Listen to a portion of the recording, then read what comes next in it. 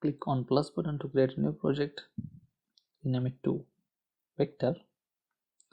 Aspect ratio I will keep 1:1.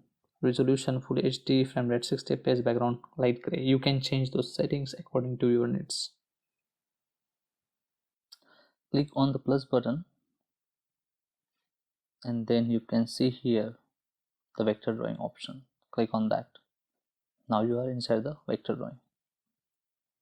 Let's understand different options on the screen.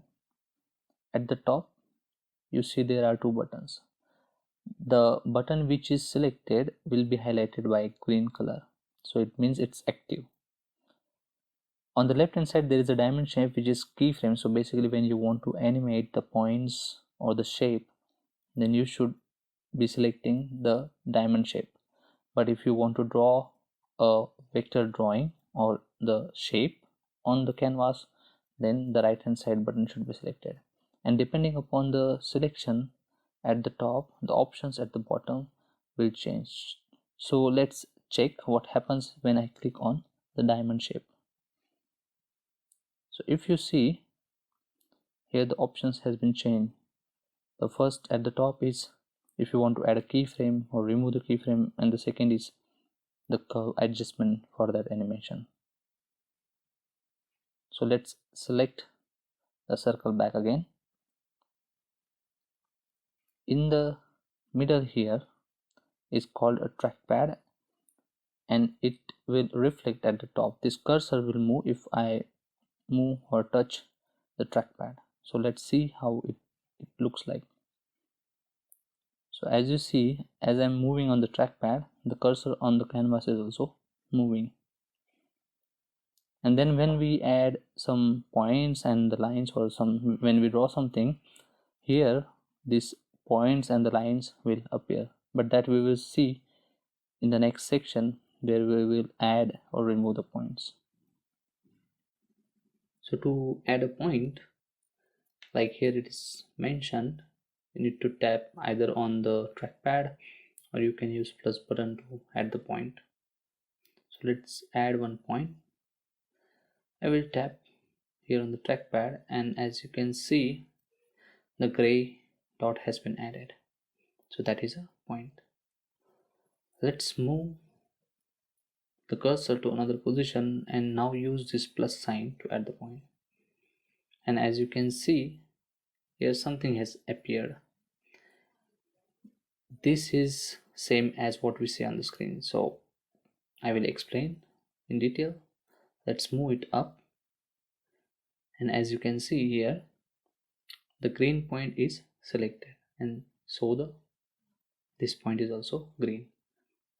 This is line means it is the same line what we see on the canvas, and this gray point is nothing but the gray point on the canvas. So you can either click here directly to select the point, so green means the point is selected or it is active, or you can tap here also on the screen. And when you want to insert a point in between, then just come in between of the two already existing points and just tap on the trackpad or click on the plus button and it will add the point. To move the point, you just move on the trackpad like this, or you can select directly on the canvas and move the position of the point. And whenever the point is selected, you can check this icon changes to minus sign instead of the plus. So if I go in between the two lines, then this becomes plus. So basically it means I can add the point, and if I want to remove the point, I just need to select the point and then I need to click on that option. The point is gone. So we saw how to add, remove the points, and if you want to move the points, how we can do that. Now next we will check about these two options. Out of that, the second option, sometimes it's grayed out, sometimes it is shown. So whenever the point is selected, this option will be there always, but if you are in between, this option is now grayed out. So it has to do something with the points. We will see that option later. First we will check what is this one. Click on that and you will see it shows different buttons now. So first of all, the contour one, which is by default is present into the vector drawing as soon as you enter. This is the default one. You can add multiple contours by clicking on add contour, and then there are 3 more options at the bottom. So let's draw some shapes and then we will see what these different options do. Add a point again in between the all 2 existing points and move that point so it forms a triangle once again. Now click on this circle option and the very first option is now active. Earlier it was grayed out, now it is active. So what happens when I click on this? Currently the shape is something like this and these 2 points are not connected, so it's open shape. If I want to close the shape, then I need to click on that button and it will close the shape. So currently you can see there are 2 black lines here, but here there is no line, and as soon as I click on that option, the third line is added here. So this option is to just make sure that if you want to have a closed triangle or you want to have a open triangle. So let's say I want to have it as a closed triangle, and now I want to add a square to it. So I will click on add contour button, and again I can add additional contours or additional shapes that I want. So I will tap here, let's create a rectangle or the square. So if you see, this red line is just like a guide. For example, the first point and the second point are exactly aligned in a horizontal direction, so that what it means when it's showing. And if I am certainly up or down from the horizontal position, then it won't show. So this red line means they are like perfectly aligned horizontally. I will tap again for the second point, third point, and then the fourth point. Again, this square is a open shape. Let's close that. So now we have 2 contours. One is triangle and another is a rectangle or the square, approximately square shape. And as soon as the 2 contours are added, I can see 2 more options here.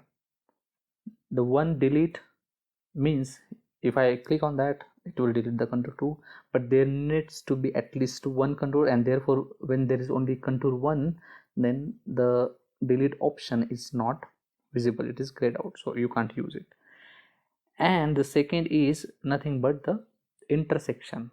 So it's showing like 2 circles are intersecting each other, so whatever 2 contours are there, you can like remove the intersection of the 2 shapes. So let's check what happens when I click on that. So the area which is common between the triangle and the rectangle is gone when I clicked on that button. If I click it back again, it is there. If I come out of the vector drawing, let's say if I come out, then you can see that these 2 shapes are joined, so they are like unified. And even if we had selected the intersect button, then this portion would not have been there when I came out. So we will check that also. Click on the edit point, again go inside the editing, so you need to click on edit point option. Let's click on that again, select the contour 2, select the intersection option, and again come back outside. So basically this is how it will look like as a final shape. I will go again inside the edit points, select the contour 2, and I will just keep it as it is. And if I now click on the delete, then basically it deletes it.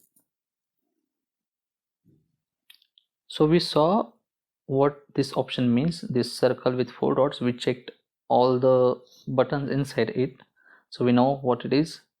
In the next section we will check the another option which is currently grayed out. So let's get into the next point. As I previously mentioned, whenever the point is selected, this option will be active. If the point is not selected, then it won't be active. So let's select one of the point to make that option active. And now see what happens when I click on that button. So as soon as I clicked on the button,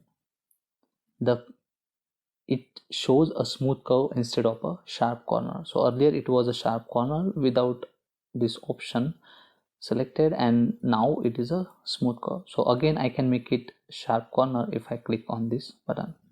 So basically what happens is this makes the corner smooth instead of sharp, and in addition to that it adds these two handles which has two square dots at the end.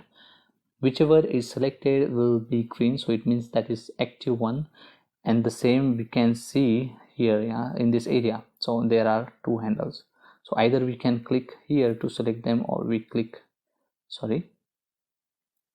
here to select them. Let's select one of the small square, and as soon as I select it, again there are two different buttons or the options inside that. This one means that the two handles are linked to each other when we try to move them in the linear fashion, and when we try to rotate one of the handle, then it influences the another handle with a equal effect. So let's say if you rotate one handle by 10 degree, then it will equally rotate the another handle if this option is active. And when you are moving in a linear direction any one of the handle by, let's say, few pixels, then it will have the same pixel effect on the another handle. So let's check it. We will inactivate the options one by one and again check what is the effect on that.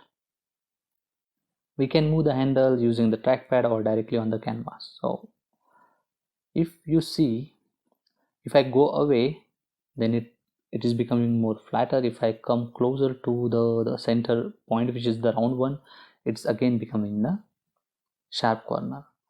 And the distance by which I'm moving the left hand side handle, the same movement is shown by the right hand handle, and if I rotate it, then it's the same effect on the both sides. So it's like they are equal to each other. Let's deactivate the linear moment effect or the linkage between the both handles.